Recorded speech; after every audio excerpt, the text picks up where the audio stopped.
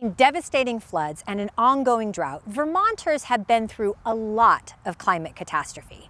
How do we deal with the anxiety that can provoke?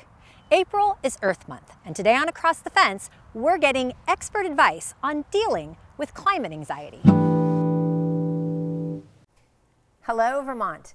In 2025, an article published in the Proceedings of the National Academy of Sciences found that a significant percentage of U.S. youth were experiencing eco-anxiety as a response to the existential threat posed by climate change, and that it was impacting their plans for the future. But worries and preoccupations about climate and the environment aren't limited to young people. How often do you find yourself thinking or talking about our changing weather patterns and how they're changing your life, for better or worse? Not everyone deals with uncertainty the same way, but if you are struggling, it can be good to know you're not alone. That's why I'm glad to welcome my guest today. Dr. Andrew Rosenfeld is a family psychiatrist and an associate professor at UVM's Larner College of Medicine. He's also an affiliate of the Osher Center for Integrative Health at UVM, which has been central to initiatives to promote planetary health at UVM. Dr. Rosenfeld, welcome. Good morning. Thank you. It's really nice to have you here. Great to be here. Okay, I thought that maybe we could start by thinking about planetary health, because we just did a show on planetary health yesterday as well. Folks hopefully will have watched it. How do you understand this idea of planetary health? I think about it as a psychiatrist, I'm generally focused on human health, and I think that can go in different directions. The things we do to improve human health can either support planetary health or get in the way of it. So I think of planetary health as the alignment, trying to do what's good for the planet and good for humans. And the amazing thing is that they often do align. So sometimes I've noticed, since learning about this idea a few years ago, that where human health veers away from planetary health, it's actually coming at a cost to human health. It's not always the humans in front of you, because it can be humans in other communities or humans in the same community that are experiencing systemic factors in different ways. But I found that the more I think about them together, there's a sort of synergy between them. So I think when we're taking care of people, we're taking good care of the planet, and vice versa. Yeah. I like that. Yesterday, Dr. Vitovich said something about you can't have sick people on a healthy planet, or healthy people on a sick planet. Yes, exactly. So that integration. Okay. Well, let's stick with then your practice, because I know that when you're in your work with families, that you incorporate the idea of nature as medicine also. So do you want to talk a little bit about that?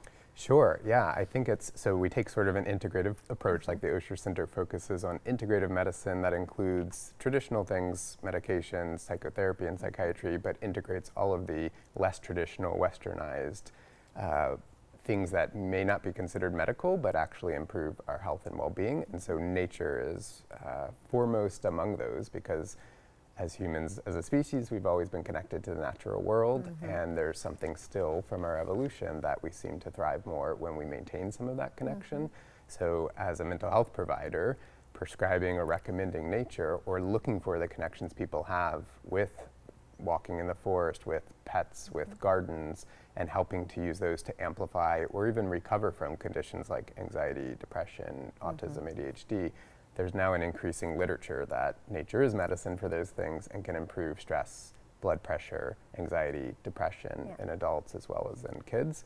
So trying to make it a family-oriented event of sorts, and knowing that also there's a lot of power in community connection, whether it's within the family, the school, work, the wider community. So a lot of nature things can be experienced together. Yeah.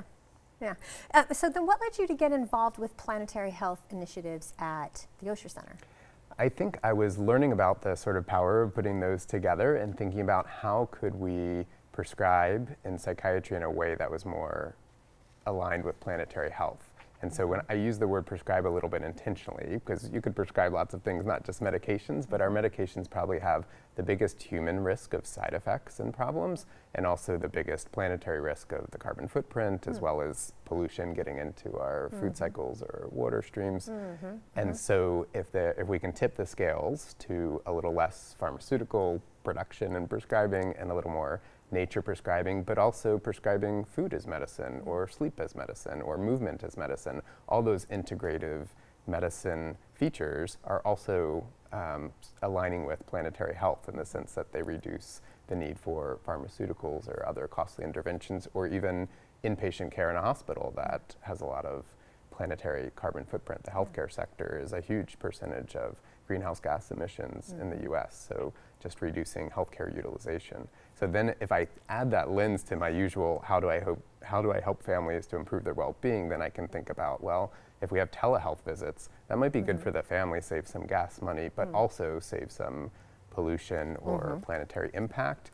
If I prescribe nature as an option, I'm not saying you can't have the other things, but maybe it reduces the dose of the medication, and maybe that reduces side effect risk for that child or that family. At the same time, it's connecting them with nature, and maybe that connection with nature then amplifies their desire to protect nature or be involved in climate activism. Yeah, exactly. So just kind of well, thinking about that integration also helps me understand then what is going on with this idea of either eco-anxiety or eco-distress, because we are, like you said, we are creatures, right? We are earthbound creatures ourselves. We have a relationship, we have an affinity for the natural world, but when we're experiencing chaos in the natural world, right, or feel like we're experiencing chaos in the natural world, or more uncertainty because of things that we're witnessing, devastating weather events, just uncertainty, heat, wildfires. I mean, think about all the different things that are now becoming a part of our lexicon of experience with relation to, sorry about that,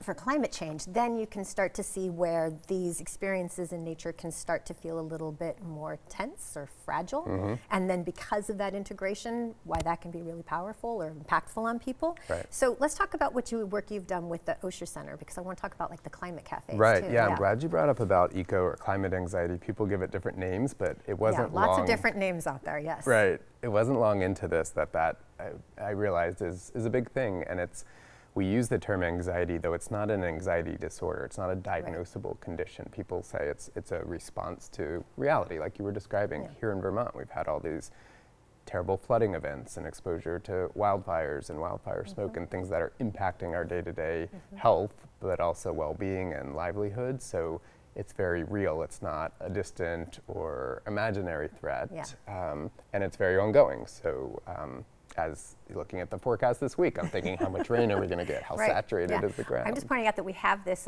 full screen up right now about the Climate Psychology Alliance, because there's some information there about these idea of things like climate cafes. Yes, and so with, supported by the Osher Center, we decided to offer a climate cafe, which in the US, the Climate Psychology Alliance has been the biggest proponent. They started, I think, in the UK following death cafes, so talking about other existential issues and our mortality, which can be shaking. And the climate cafes pull in the idea of having a space for being with these very difficult things without having to use that moment for action. So a being space in contrast with the doing space. There's a lot of climate activism and advocacy and lists of the many things that we can do, should do, want to do to address this. And those are important, but that doing runs out of steam and people can burn out quickly if we don't have a space for being together, like this, sitting and talking about it, but particularly about the emotional or feeling kind of consequences of it. Because people, you mentioned in the opening article, young people especially are worried about, because they have the longest time on this planet to look ahead of them and thinking, what will it look like and feel like then? They're experiencing hotter summers, shorter winters, more fires and floods and high wind events. So I think the grief and anxiety, the despair and hopelessness need to be talked about and named, ideally intergenerationally, which is something we're trying to see if we can involve like students at UVM, but also faculty and employees and staff at UVM to think about how we're all in this together, sharing this planet, and what each of us might be able to do to help. But starting in the cafe is just grounding with, can we sit with this in the confidence of this group and be with our emotions? Well, because so many of us find comfort in doing and activism, right? Feeling like we're fixing the problem. But why do we need to balance this with that idea of just simply being and sitting with the feelings? Yes, I think, I guess a couple things come to mind. One is that we might drain ourselves if we're active all the time, very American kind of phenomenon. Just go, go, go. Yeah, exactly, Blast don't right stop. through So sometimes just kind of recharging. And the other, I think, is that thinking about action versus wise action. So not all action is wise action. When I first went to a climate cafe, I thought, oh, this is great, I'll get some coffee, maybe a scone, but there was no food. It was actually online. These are not necessarily actual cafes that you can go Yes, to, right? many of them are online. virtual Yeah. experiences. So in person is nice, and we do try to serve tea when we do those. But I like the metaphor of a cafe because you're taking something in and you're digesting it, thinking about food. And if I'm trying to digest something and I don't bite a piece off and chew it up and let it go through my stomach, if I just go straight to my intestines, it's going to be hard to absorb the good stuff and get rid of the waste. Yeah. And the climate cafe is sort of like that process. We're going to chew on it. We're going to let the stomach kind of work it up, so it's in a manageable thing where we can see these are the good things to move forward with. Some of these feelings are useful, but there's some waste in there too that we might need to let it go. So kind of coming to a place where we can see more clearly where to move. Emotional processing. Right on. So will there be more of these climate cafes in the future with the Osher Center? For sure, yeah. We're trying to figure out how to reach best different audiences and maybe that goal of having some intergenerationality. But yeah, we've done them at the Osher Center. We're working on them for the undergrad campus and for the medical center, so more to come. And you can also find them, if people in the audience are interested, online through the Climate Psychology Alliance. It's maybe $10 or something, very inexpensive, but you can join with other people to talk about climate. Yeah, you know, actually, I will say that I went on that website myself, and some of it was given, like there were things about trainings that you can sign up for an event, right? They were listed in pounds, but apparently this is also an American organization, right? Yes. Okay, it's all right. international. International organization, so Americans can participate in it. We can get Yes. that. What are, just quickly, some other strategies folks could use if they're feeling eco-conscious or eco-anxiety and distress? Yes, I think that varies a lot. So probably checking in, to think about your own sort of being and doing spaces. I'm thinking even like career-wise, if one is a writer, you can write about it. If you're a teacher, you can teach your students about it.